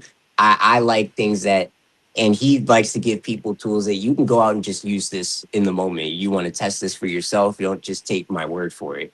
I used to have a group. I'm a big gamer. I'm on Discord a lot with my friends, Hey, give him and your Discord because he is a. My son has a business, another business as well, where he teaches FPS and uh, fighter games. So and competitively. So let's say you want to get good at whatever FPS shooter, you know, uh, you could hit him up on Discord, and for a very reasonable amount, he'll sit with you, walk you through the techniques. He'll actually coach you through some games. What else do you give him, Talib? uh, that was pretty much it for now. I mean, Didn't well, you say not you gave it. him a Like list or I something with the DS? yeah, for specifically for fighting games, I have like whole charts of frame data and actual like gameplay strategy and guides, like specifically for each character you're playing. Basically, all of the stuff you should do if you want to actually have all of the knowledge and play at the, so to speak, highest level in a fighting game. I just put that all down in a PDF and actually have it there for you and give it to you.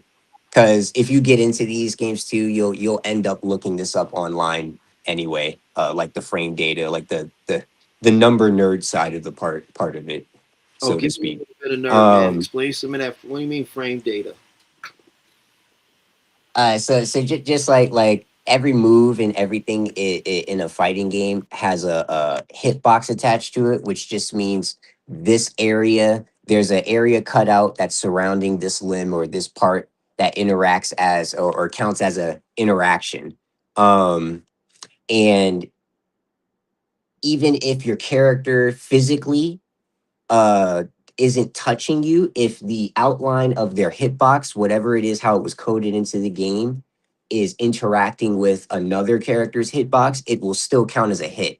So that's how you get interactions in fighting games where you're like, hey man, that dude didn't hit me, or that looked like, what the heck's going on? He wasn't even standing anywhere near me, and I tried to press a button and he hit me first. And I don't know what's going on. A lot of new players will experience that, but a lot of games don't teach you what a hitbox is, and that frame data is what's dictating or what allows you to even have the type of pressure you have in fighting games. So if you want to be a person who feels like, oh dude, this guy's just pressing buttons on me, he's nonstop mauling me, I can't get him off of me, it seems like everything he does, I just can't beat him to it. That's because they're using their frame data in a way where the lower your frame data is, it just means the faster your next move will come out. So if your light punch is 7 frames, and then the next punch you throw out, if it's anywhere under 7 frames or under, it'll come out faster. And so if you throw out a 7 frame button and another person throws out, let's say, a 12 frame button, then the 7 frame will always beat 12. So you have to know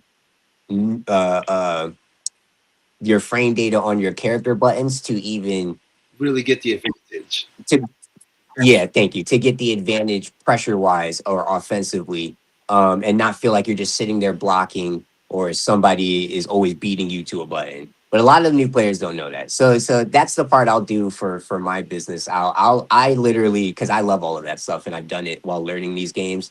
I have all of that written down and saved in files anyway. What's your Discord again? Instead of my Discord is just my name, to leave Kearns right now. I have to change it again for if you've ever played Heavy Rain, then you'll know this reference. But my Discord under my name is Talib Kearns, and then the tag is Norman Jaden. But yeah, and Souls games, like Souls games, FPS, and fighting games, I mainly do. Especially like if you love Dark Souls games, I didn't know people actually paid people to coach them in those games. And then when I found that, I was like, I might as well do that because I have mastered every single Souls game that is I will in witness. existence. He's platinum all. That's a fact. Yeah. I, I I think the only thing I haven't done with those games is speed run them, and that's only because I just don't want to do that to myself with Souls games. I've tortured myself enough in regular playthroughs and stuff.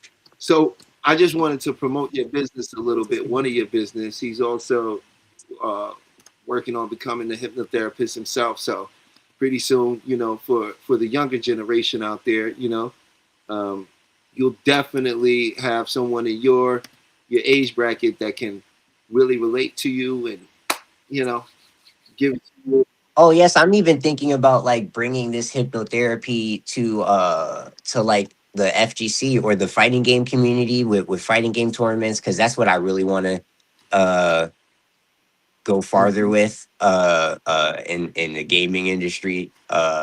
I just I have too much skill and potential there to not be putting myself out there at this point, tournament wise with Well, you fighting you games. won But good a lot of tournaments, so sports. it's not like Uh, you got some under your belt. But before we go, oh yes, I do. I do always talk about it like that. I haven't done it. I already have gone to tournaments and placed in high positions in fighting yeah, games. yeah, So that's a fact. So before we go too far, go ahead and explain your story and how you tested this matrix theory out for yourself. yes. Okay, because I always get very excited about this. So the night my father actually told me about this, I was already on Discord with my friends, playing Valorant. If you know it, you know it. And I came back up after he told me what to do, and he's like, "You want instant results? Just say what you don't normally say. Break the script. It doesn't have to be something super crazy and outlandish, but just something that you wouldn't normally say, and then don't say anything, and watch as the entire mage it will just break. It will like be a hard reset. You might even hear them go completely silent." This is him telling me this before I went to test it. So I walked upstairs. I get back on the Discord. I had a problem in my Discord. My friends are constantly arguing with each other like every time we play. I don't like confrontation. I don't even understand why it's going here. Half time we're on a video game, but whatever. So I wanted to use this as a ways like you want to change your friends and your group. You want to shift into another reality where they don't argue ever. I walk back upstairs. Lo and behold, they're arguing again. I sit back down and I waited for my moment. I'm sitting there. I'm thinking about, well, what do I say? Or let me not overthink it. Just what would I not normally say? And I looked at the time and I'm like, yeah, guys, my dog usually gets walked at 10 o'clock because she's a dog and she has to pee. It's a good thing she went out. And and and for a solid, I mean, like a hard, it had to have been at least a minute. No one said anything. It was like everyone's brains just got rattled. And the first thing my friend Jose says right after the silence is, what were we talking about? Like, and, and from that moment on, like we started all laughing afterwards. No one could remember. It was like I just hypnotized them or something. I didn't. But they just hit the reset button. They couldn't remember what they were arguing about. And from that day forward, they have never had a single argument over a video game or while I was on the Discord call with them since then. And absolutely no one has pointed it out, though. No one ever said, hey, remember that time? They weren't even aware of it. It was like I quite literally just hit the reset button and went into another reality where these guys weren't screaming at each other or yelling at each other. And it worked so much that it didn't even go, well, how much do you want them to stop arguing? No, it just said no arguing. Now it just shifted completely. I'm still in bewilderment every time I talk about that because it was something that I just you could use this in the moment instantly and it works. Like, and to this day they still don't argue with each other. It actually has. Yeah, I'll leave it at that. They don't argue with each other. And that's all I wanted. So I got what I It wanted. works. It actually works. It's a script. It's a, you. First of all, there's three things your brain does to give you what you call reality.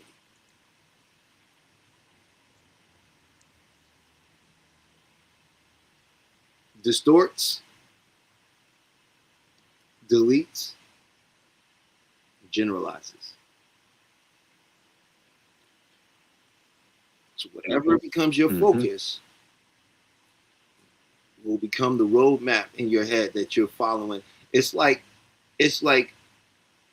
looking at your GPS and using it while you're there at this place you're trying to go to. You never look at the place you're going to. You just keep going where you are on the GPS. You never look at the road in front of you. That's how a lot of us are living our reality, you know. So when you get into the what is the matrix, of course Hollywood wants to sell us to us like this thing where we, I don't know, they sell it in such a way that it's almost unbelievable, you know. And Stephanie said, "You create your own reality, but yes, do something you've never done, get something you've never got." I was just reading that. I was like, yes, that actually reminded me of a. It started making me think about the pain pleasure principle, and how a lot of us will consciously be in that headspace of do something you've never done, get something you never got. But sometimes the problem with people or people can feel in their lives is that'll start conflicting with a known association that is not necessarily serving them in the moment right now currently, but because the way your mind works and what is known to you is considered pleasurable and what is unknown to you or unfamiliar is considered painful, your subconscious mind will avoid routes that will experience the unknown or pain because it's not familiar with it. But that is absolutely right. Do something you never done and you'll get something you never got. That is such a wonderful statement. I agree with it wholeheartedly. It's one of the powers of, in my opinion, one of the amazing, what would you say, offerings of NLP. You know, Right.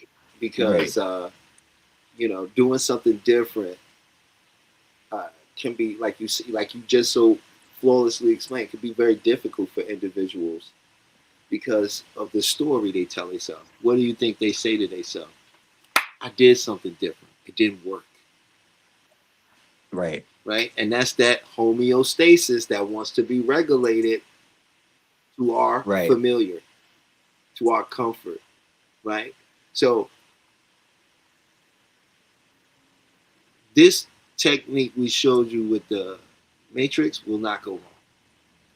Just can't. Because you are the only one perceiving being you as you. I can perceive you being wherever you are from where you are as me, but never as you. Right.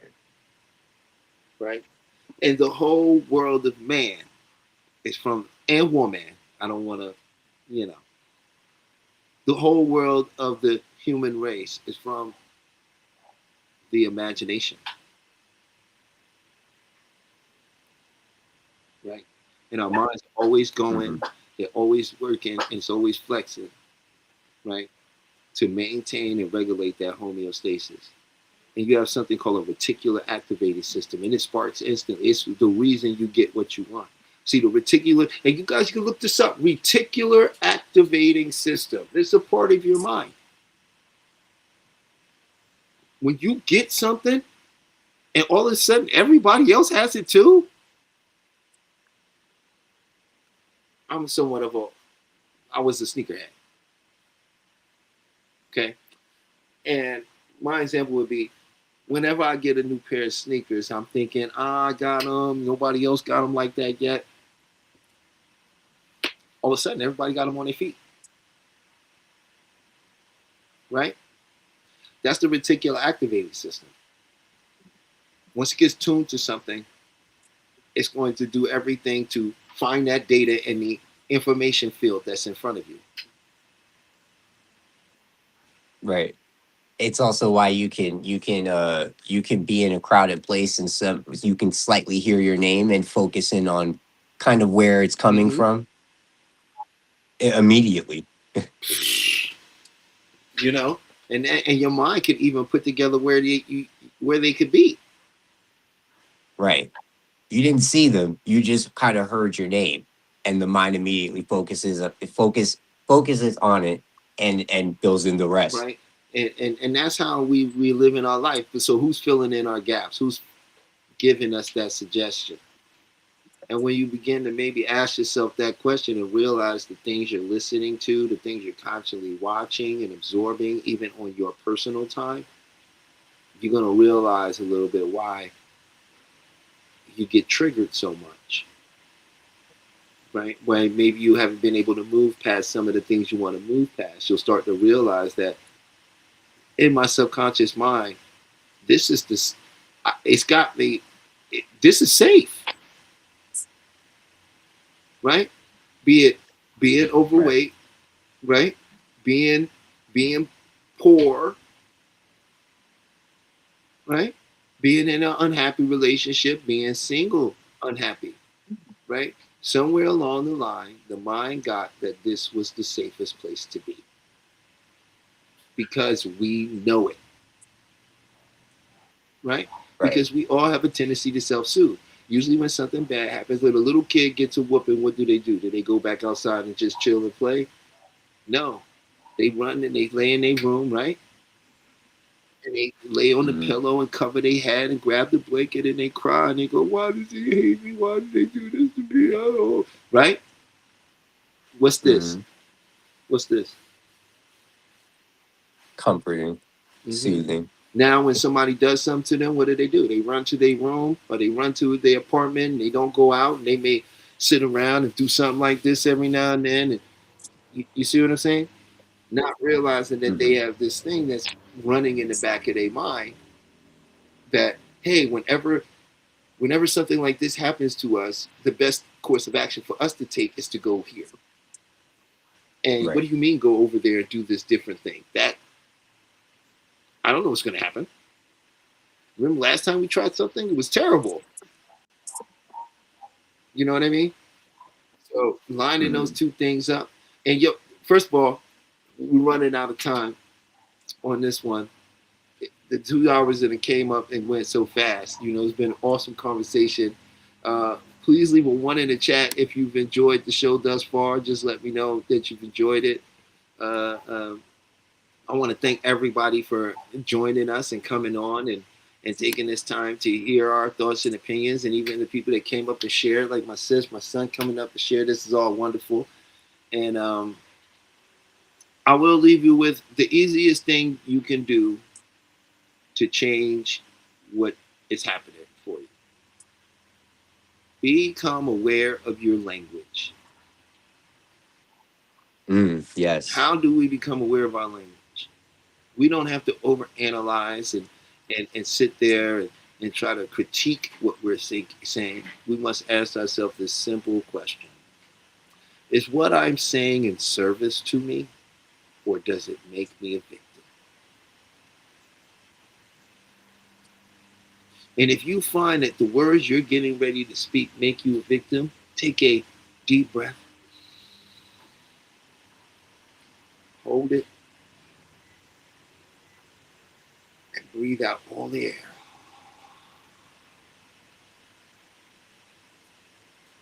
All. And then notice what thoughts come to say. And you'll find that those words will be of service to you. And what I'm going to leave you on the show with is, Talib, you know this very well. I'm just going to show you something that you can do, as I always do at every show, give you something you can try and do yourself. So, what I'm going to share with you is called emotional freedom tapping, EFT. Mm. This is a 5,000-year-old really practice that was brought back into light later in the late 80s, actually, 1970s, 80s. But it's a system of tapping on meridians and chi points while making certain statements and declarations that causes those blocked channels to release.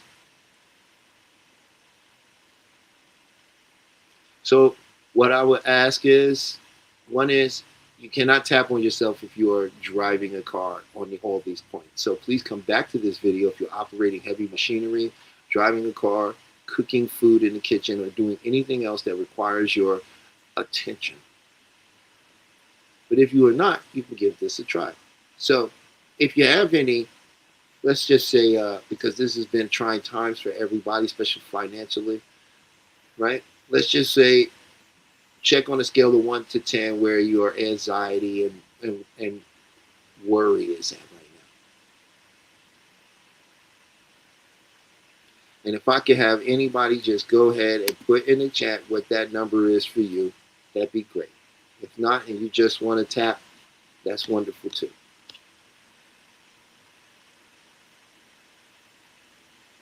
And tune in tomorrow, guys, at 12 noon, right?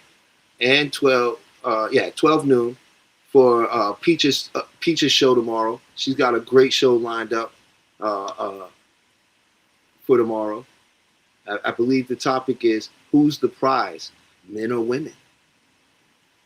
Right? So that should be really cool. I'm going to try to drop in there tomorrow and give my opinions and hear all the other people's wonderful opinions. So what we're going to do is just give it a scale of 1 to 10.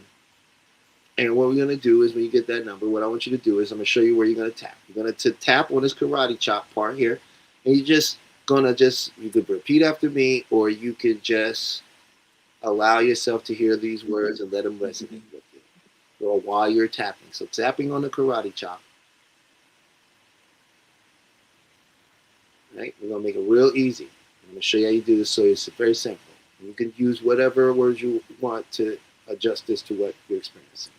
So even though I have all this worry and anxiety, I choose to deeply and completely love, honor, and accept myself. I'm going to do that 3 times. Even though I have all this anxiety and worry, I choose to love, honor, and accept myself. One last time. Even though I have all this anxiety and worry, I choose to love, honor, and accept myself and anyone else or anything else that might be involved. I'm going to tap here, right there in the bridge. And you can just let the words resonate or repeat after me. All this worry, stress, and anxiety. All this worry, stress, and anxiety. Take a deep breath. Let that emotion come up, all that worry and stress, and just breathe out. Just notice how it dissipates. All this worry, stress, and anxiety underneath the eye.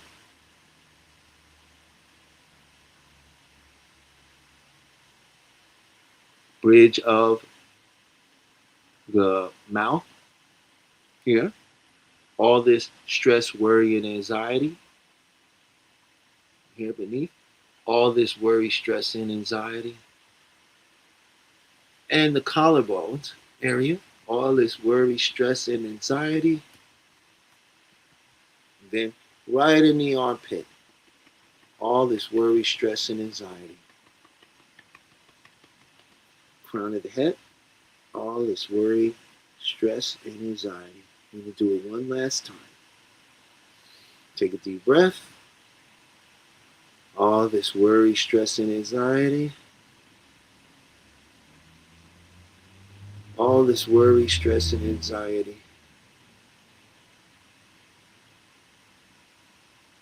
I think I'm ready to let this worry, stress, and anxiety go. All this worry, stress, and anxiety. It may have served me at one time and at one point, collarbone. And I understand that it was just protection to keep me safe under the arm, but it's no longer in service to me. And I choose to set it free now. Top of the head. Setting free all the stress, worry, and anxiety in mind, body, and spirit. Stop tapping. Take a deep breath. Hold it. And breathe out.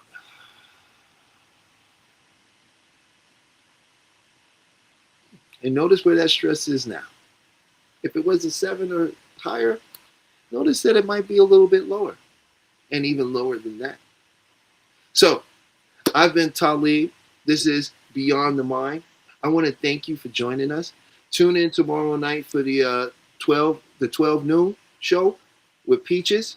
And we'll be back next Friday at 8 p.m. Eastern, 5 p.m. Pacific time. And Talib, you want to say anything to the people before we go?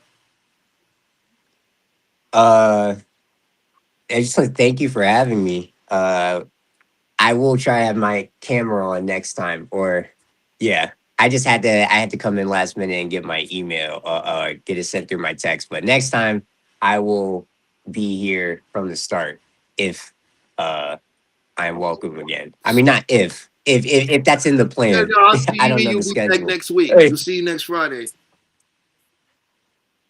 Thank you, Yeah. thank you. And that was amazing. My mind went down. I'll talk to you about it afterwards. That's awesome. So I'm gonna have Peach take us out with what brought us in. That's a little thing I put together myself about the little history of how hypnosis and hypnotic modalities have been used to shape the world and how you can use it to shape your life. You can also find my links. You can check out my webpage at beyondthemindhypnotherapy.com. You can also book a free consultation. I also have scholarship certifications up there for free sessions. So if you would like a free session as well, we do have those. But yeah, it's been great. Enjoy your weekend, and I'll see you next Friday. Welcome to Rewriting Your Reality, a video focused on hypnotic modalities to shift the belief systems that keep you captive. We will explore the journey from being subconsciously programmed to achieving quantum freedom. Get ready to dismantle everything you thought you knew about your own limitations. The mind's power is a historical fact.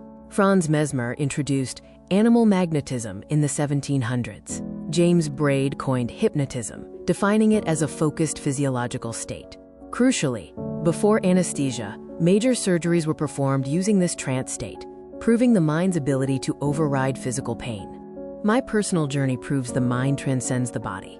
A near-death experience revealed pure awareness. After being paralyzed, I reprogrammed my body through visualization and discipline. The core truth is that identity is the prison and the key. Your mind can reshape reality itself.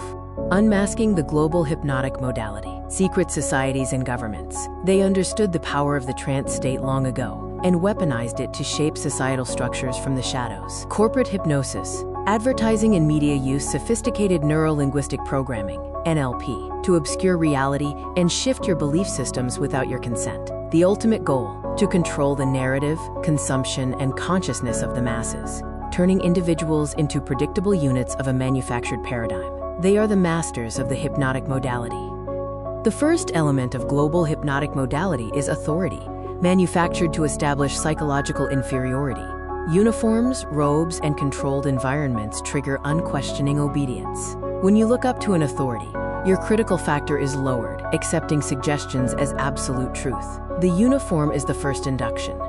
The second element is translogic, a self-contained system logical only within its own framework. This creates a closed loop of reasoning. A doctrine establishes ultimate authority, turning rules into absolute truths. The paradigm acts as a perceptual filter, making external manipulation feel like internal conviction. The third element is overload, creating an intense, rapid-fire experience that bypasses the conscious mind. Techniques include sensory saturation, emotional triggers, and message overload. This forces the subject to feel something profound, anchoring the belief without rational scrutiny. The heart accepts what the head has no time to question. The grand illusion is when you become your own hypnotist. Division keeps us fighting each other, distracting us from the masters of the modality. They use filtered evidence to make you doubt your power. The ultimate control is when you self-hypnotize with their suggestions. I am not enough. This is the self-hypnosis of suffering. The quick release uses the Sedona method to clear emotional debris. Emotional baggage is just something you are holding on to. You can drop it using these 4 questions. Could I let this feeling go?